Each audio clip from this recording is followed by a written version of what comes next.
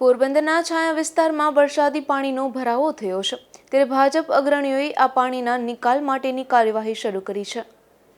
પોરબંદરમાં ભારે વરસાદના કારણે અનેક વિસ્તારમાં પાણી ભરાયા છે, જેમાં છાયાના નારાયણનગર, નવાપરા સહિત વિસ્તારમાં હજુ સુધી વરસાદી પાણી ભરાયા હોવાથી લોકો મુશ્કેલીમાં મુકાયા છે।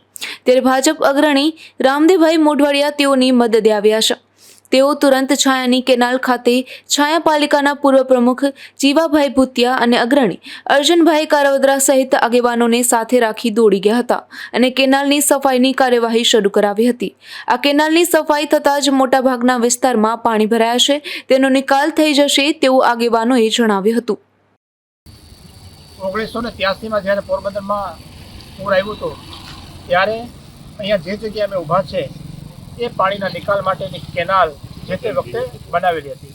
એ પછી આ કેનાલ અત્યારે બ્લોક થઈ ગયેલી છે, એટલે એક કેનાલ ચાલુ કરી અને જે આપણો સદામ એરિયા છાયાની અંદર છે એની બાજુમાં પંપ મૂકી અને પાણીનો નિકાલ કરવા માટેની પ્રક્રિયા હાથ ઉપર લેવાઈ છે।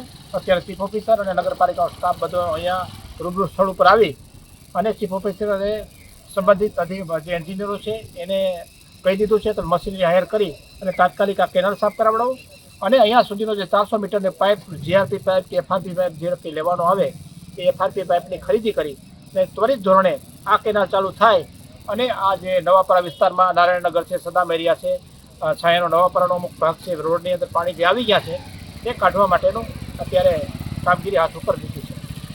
પોરબંદરમાં વરસાદના 3 દિવસના વિરામ બાદ પણ હજુ અનેક વિસ્તારમાં પાણી ભરાયેલા છે, ત્યારે પાણીના નિકાલ માટે પોરબંદરના અનેક રાજકીય આગેવાનો મેદાને ઉતર્યા છે।